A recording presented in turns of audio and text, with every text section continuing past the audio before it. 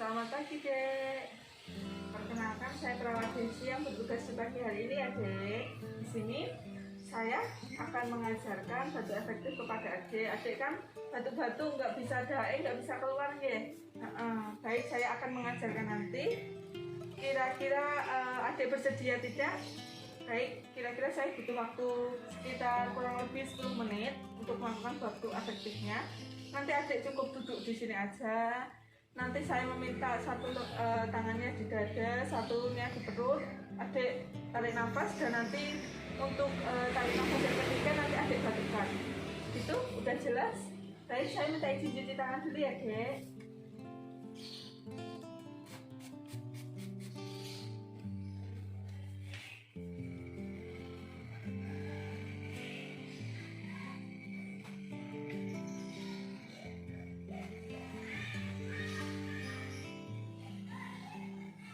Baik, Dek, saya tadi sudah cuci tangan. Dan ini langsung saja kita mulai untuk batu efektifnya ya. Sebelumnya maskernya dibuka dulu aja. Nah, ini. Sebelumnya udah tahu batu efektif belum? Belum. Oke, langsung kita mulai ya. Tangan yang satu ini di dada, satunya di perut. Nanti dirasakan kembang kempisnya dada sama perut. Nanti kita latihan dulu ya ini.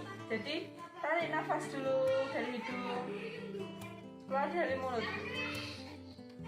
Tarik nafas dari hidung, keluar dari mulut. Nah, nanti yang ketiganya, nanti tarik nafas, ditahan 3 detik, keluarkannya lewat batuk.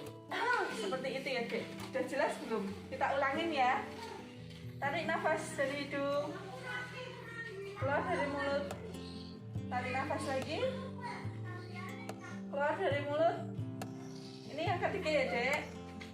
Tarik nafas dari hidung, keluar dari mulut. Ya, dibatukkan. Bisa keluar ya, Dek. Kita lakukan seperti itu. Ini di keluar dulu. Maaf. Baik, ini bisa dikembalikan semula seperti ini. Sudah jelas seperti itu, Dek. Nanti bisa dipraktekkan sendiri ya, Dek. Saya minta izin cuci tangan dulu ya.